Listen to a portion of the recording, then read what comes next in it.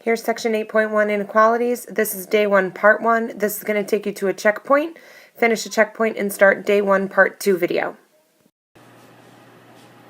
This section is chapter 8. It's on inequalities, and this is section 8.1. This is notes on the first stages of inequalities called writing and graphing. So we're going to do the basic ideas in 8.1, and then we'll extend it through 8.2, 3, and 4 for this chapter. Our essential question for 8.1 is how can you use an inequality to describe a real-life statement? And that's what we're going to work on today. When is it appropriate to use an inequality compared to an equality?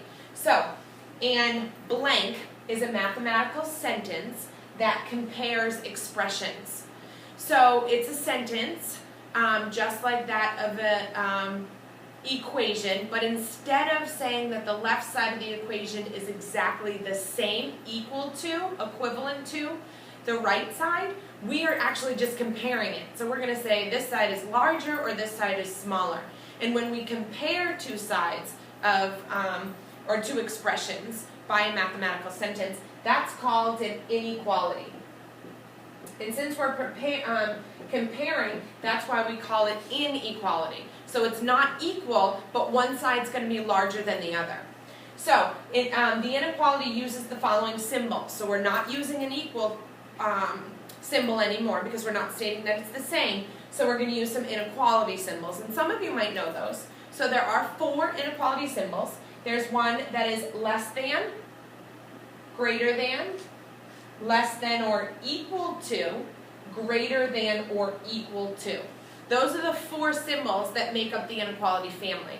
So to write an inequality, we have to look for key phrases to determine where to place the inequality symbol. And we look for words that help us.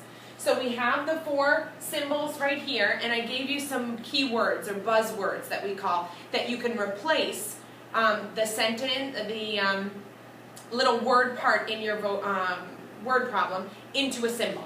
So if you see the words is less than or is fewer than, you should think of this new inequality symbol as x is less than something. Okay, that says x is less than some number. Okay, whatever that number happens to be. If we see something saying is greater than or is more than, what should I replace those words with? I should replace those words with a greater than symbol. X is greater than, the left side of the expression, the left side of the inequality is greater than the right side. If we see is less than or equal to, is at most, or is no more than, what symbol do we use? We use a symbol that looks like this. It's less than or equal to, it's at most this, or it's no more than that. That's the maximum it could be. So everything else is less than that. And the last one is greater than or equal to, is at least, or is no less than. So instead of talking about a maximum in this case, that's at most, in this one we're saying that's the minimum, that's at least how much I have, or how many things I have. And that would be a case that we would use the greater than or equal symbol. So we really have to pay attention to these words, not the ones that are actually the symbol name. So we don't look for is greater than, because most often you know that right away, or is less than, you know what that symbol is. You have to look for those little nuances of the math language. At most, what does that mean for the symbol, or at least, or no more than, or fewer than.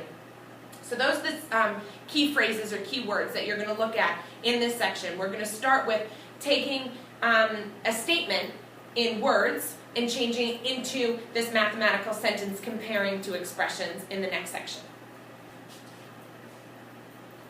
Part A has to do with writing an inequality. So we're going to take a sentence that is written and we are going to change that sentence into its mathematical symbols. So it's kind of like in Spanish class when you translate something from one language into another. That's what we're doing. So we're going to translate the written language into its language of math, of symbols. So we're going to start here. So we're going to break down the sentence into mathematical symbols. So a number W. So I know that that starts with W. Minus, so here's an operation. So I put in the operation 3.5. So I'm going to write 3.5 since that's already in a mathematical symbol form. Now here is less than or equal to. That's our comparison that's going to happen between the left side of our inequality and the right side of the inequality. So we have to figure out what symbol. And since this is a straightforward translation, is less than or equal to. So this side is less than or equal to. So it has the option to be equal to. And then the other side, the right side of this inequality, is just 2.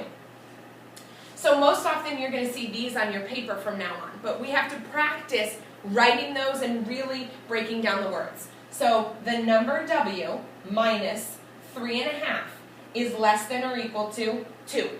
So in math class, we can translate by talking this out loud right back to its meaning in the written language. So that's what you're going to practice right now.